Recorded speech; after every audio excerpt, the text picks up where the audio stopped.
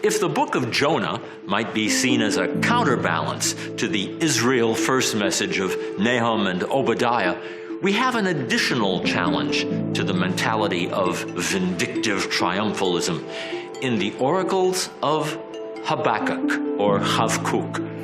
Here's a prophet who lives on the cusp of the Babylonian invasion of the land of Israel around the turn of the 6th century B.C.E. His job being to make sense of it all. He's like Nahum in concentrating his fire on Israel's oppressors rather than on his own people. But he goes much farther in raising the question of theodicy, the morality of God's actions. The issue is crystallized in the first 2 chapters, where we find an impassioned dialogue, an argument with God. As with Isaiah, this is a God with whom one can enter into debate, who can be questioned and challenged as if engaging in an argument with another person. The prophet wants to know why his God is allowing his nation to teeter on the brink of extinction.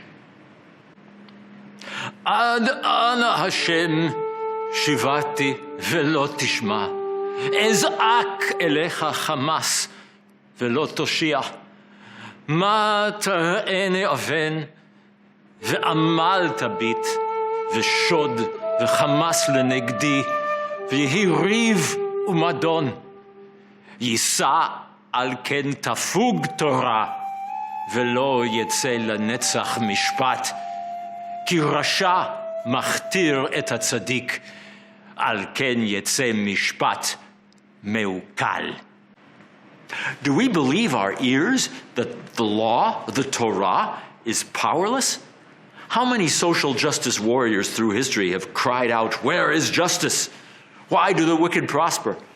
The divine response parrots Isaiah's old argument that God has all the nations in his pocket and is using the enemy, in this case Babylon, here referred to as the Chaldeans, to chastise and punish evildoers. This is nothing short of a new initiative of God in history.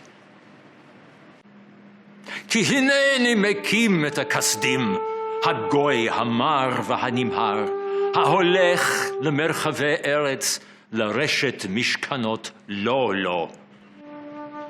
The prophet presses his question of theodicy as if to interrogate even God.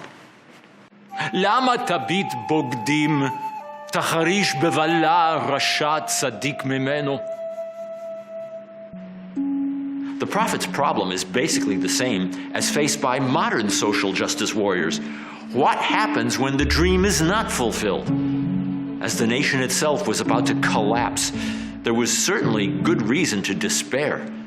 To be sure, faith was no easier then than it is in modern times, post-Holocaust. No satisfactory answer is found. But precisely at that point, Habakkuk used his prophetic oracle as God's mouthpiece to say in no uncertain terms, "Wait for it." It's the principle of delayed gratification, divine imprimatur. כתוב חזון ובאר על לוחות מעל ירוץ קורא בו, כי עוד חזון למועד ויפח לקץ ולא יחזב, אם יתמהמה חכה לו, כי בו יבוא לא יאחר. For his part, the prophet shares his personal counsel as to how to live in the meantime. וצדיק באמונתו יחיה. Faith in Hebrew, emunah, means being steadfast. It's not a mental exercise. It's not what English speakers think of as belief. One is allowed to have doubts. One is allowed to interrogate God. But emunah is about something else. It's about staying the course. It's about keeping the Torah. And while Israel isn't singled out per se, the general admonitions against perpetrating evil in interpersonal affairs are the hallmarks of social justice warriors and have been appealed to by social justice advocates down through the centuries. Hoi hamarbe lo lo, ad matai umachbid alav avtit, hoi botzea betzara leveto, lasum b'marom kino, lehinatzel mikafra. Hoi bonei ir bedamim, v'chonen kirya be'avala. Hoi mashke re'eu, mesapeach chamatcha, v'af shaker lema'an habit al me'orehem. All the while, there's an undergirding confidence of divine intervention in human affairs. When it comes to theodicy, there's an equally strong confidence in the ethical character of the God of traditional religion. We must never forget how revolutionary that concept was in a sea of pagan fatalism. When a nation falls, even if that nation is Israel, there must be a just reason behind it. With prophetic power, the prophet sounds notes of reassurance that although gratification be delayed, it will be glorious beyond imagination. Ki timale haaretz lada'at et kavod Hashem, kemayim yechasu al yam.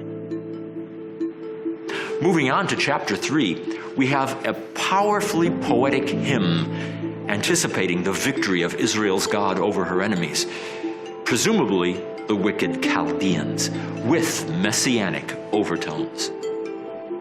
Beza'am titz'ad aretz, be'af tadush goyim, yatzata leyesha amecha, leyesha et mashichecha. The very word mashichecha, your anointed, is of course another way of saying your Messiah.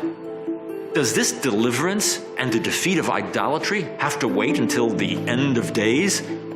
That's all a matter of perspective. But in the midst of all his anguish of soul, the prophet takes the prophetic word in a new and different direction. Prior to this moment, the entire experience of Israel's people was framed collectively. Salvation was perceived as national and punishment as corporate. Suddenly, with Habakkuk, we have a pronounced shift to the individual. Whatever happens to the nation collectively, it's up to me individually to remain steadfast, to keep hope alive.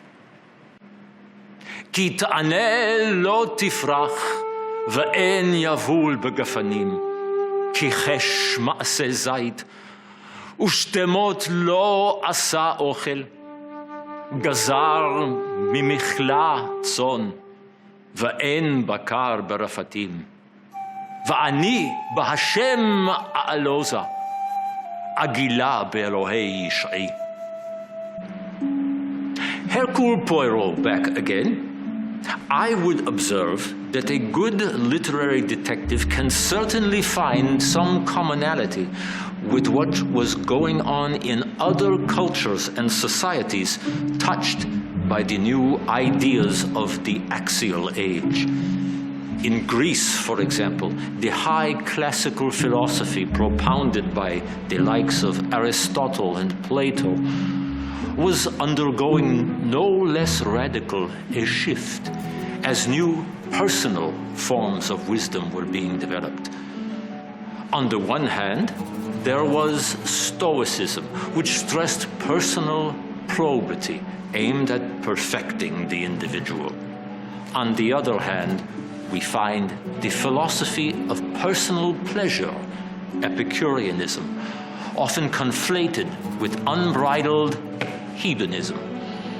So at least on some levels, the Israelite prophets were in line with broader currents crisscrossing the ancient and classical world. It's a case of the social justice warrior turned personal philosopher. Elementary, don't you agree? And the rest is history.